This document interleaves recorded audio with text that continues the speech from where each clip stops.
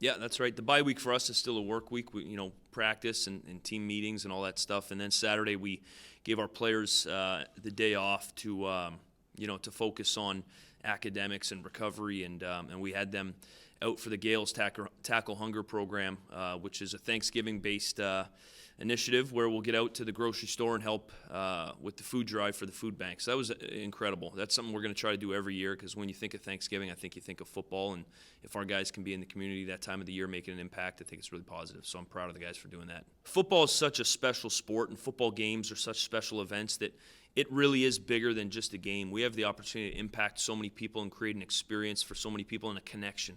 So anytime we can honor people in our community or people anywhere in the world for that matter and celebrate them, alongside the game of football and be able to have that type of impact on our community is pretty special to us. We take it pretty seriously. So we're just really looking forward to having all these great people at Richardson Stadium to enjoy football, great time of the year, Thanksgiving.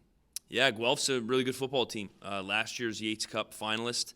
Again, I think when you look at some of the top rosters from an athletic standpoint and experience standpoint, I think you look at, Western right now is still atop of the conference. I think Guelph and I think Laurier are three of the better rosters. So it's going to present a big challenge for us.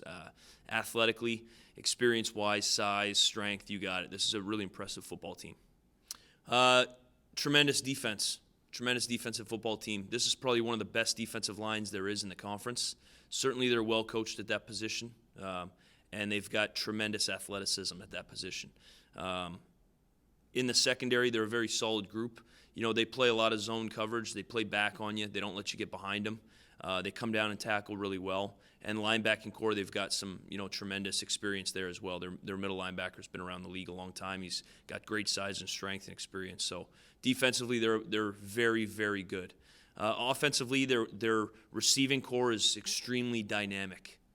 They've got a quarterback that is very mobile, has a talented arm. He's got East-West Bowl experience. And then they've got a very solid offensive line and a solid run game. So, again, overall, they're just a really good football team. You can see why they're having success.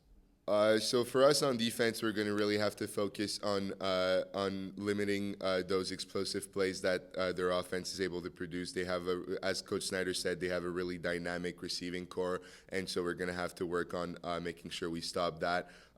As it is the rule every week when we play another team, we'll also have to stop the run. It's much easier to stop a one-dimension offense than it is to stop a two-dimensional offense. If we can deal with the run game from the start of the game, then it'll be much easier to handle that passing game.